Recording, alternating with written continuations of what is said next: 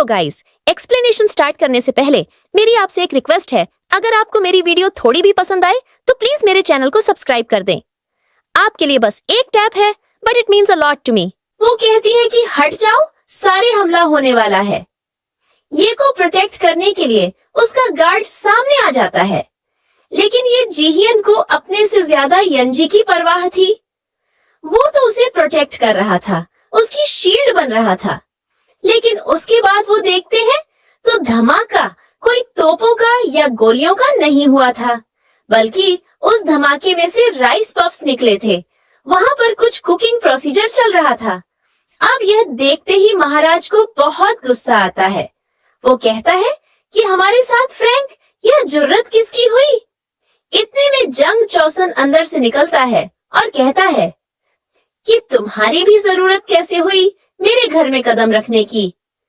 यंजी ने रास्ते भर ही यन को यही समझाया था कि प्लीज अपने गुस्से को काबू में रखना, महाराज की तरह एक्टिंग नहीं करनी, बल्कि प्यार से बहला फुसला के उस आदमी को समझाना है। लेकिन वो क्या करता? उसका तो गुस्सा हमेशा ही खोलते हुए पानी की तरह से तैयार रहता था। वो कहता है, क्या तुम्हें अपनी गर्दन उड़वानी है? हम महल से आए हैं। वो बोलता है, देख रहा हूँ तुम लोगों के कपड़ों से अंदाजा हो गया है कि तुम कोई गवर्नर या फिर मंत्री हो। पहले पता होता तो यहाँ चावलों की जगह तीर भर देता।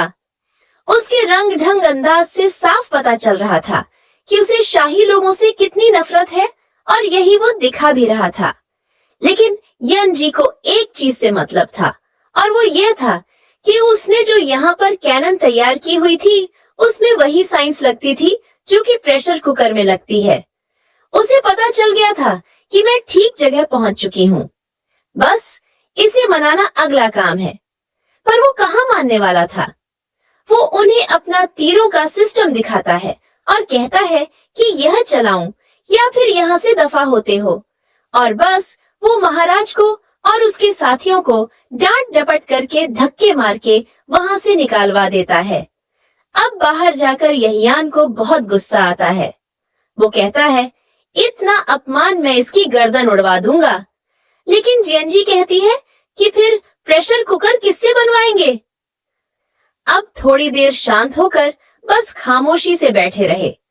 उसे इतनी समझ आ गई थी कि यह आदमी खाने पीने का भी शौकीन है, और इस टाइम पर वो राइस पफ्स बना रहा था जो कि ठीक नहीं बने, और उसे इसका सीक्रेट पता था कि यह ठीक कैसे बनेंगे। वो वही आइडिया उसे देखकर जाती है। थोड़ी देर बाद एक और धमाका होता है और यह हन दोबारा से हंजी की वैसे ही प्रोटेक्शन करता है। लेकिन इस धमाके के बाद उसे ख्याल आता है कि ट्राई तो कर चुका है। वो जाकर पूछती है, अब की दफा कैसा बना? वो वाकई अच्छा बना था, लेकिन वो कहता है कि चीनी इतनी महंगी है कि बार बार डालूंगा। तो इस तरह से वो हिसाब किताब नहीं चलेगा। यंजी कहती है, तो फिर हमारी मदद करो ना, हमारा एक कंपटीशन होने वाला है, और अगर वो हम जीते तो उसके बदले हमें मिंग डायनेस्टी से बहुत सारा गन्ना मिलेगा और बहुत चीनी बनेगी। उसे लग रहा था कि मैंने मुर्गी को फंसा लिया है, लेकिन वह इतनी जल्दी फंसने वाला नहीं था। वह कहता कि मैं शाही खानदान की हेल्प नहीं करूंगा। उसके मन में इन लोगों के लिए नफरत थी और वह उनकी मदद करने से इनकार कर देता है। ऑल्दो को सारे प्रोसीजर की समझ आ चुकी थी और कहीं ना कहीं वह इसे बना भी सकता था। यंजी निराश होकर बाहर जाती है। वह कहता कि अगर इसे मानता नहीं तो इसे पकड़कर कैदखाने में डाल देंगे और जबरदस्ती बनवा लेंगे। लेकिन यंजी कहती है कि अगर गलत बना दिया तो सब फट जाएगा, मैं भी मर जाऊंगी। उधर मॉक्सजू को दिखाया गया। वह काफी जेलस थी, लेकिन उसकी असिस्टेंट कहती है कि हो सकता है वह यंजी के साथ इसलिए गए हों क्योंकि इतना बड़ा कंपटीशन है और देश का सारा भविष्य इसी पर निर्भर करता है, वरना मुझे नहीं लगता कि उन्हें जीएनजी में ज्यादा इंटरेस्ट होगा। उसकी ब्यूटी के सामने उसकी क्या औकात। साथ ही उसे गोंगिल के बारे में भी पता चलता है। उसकी सिस्टर थी जिसका नाम औकड़ा था, और उसी की वजह से वह महल के इर्द गिर्द मंडलाती रहती है। औकड़ा के मर्डर के पीछे मॉक्सजू का हाथ था, तभी वह इतनी डरी हुई नजर आती है औकड़ा का नाम सुनते ही।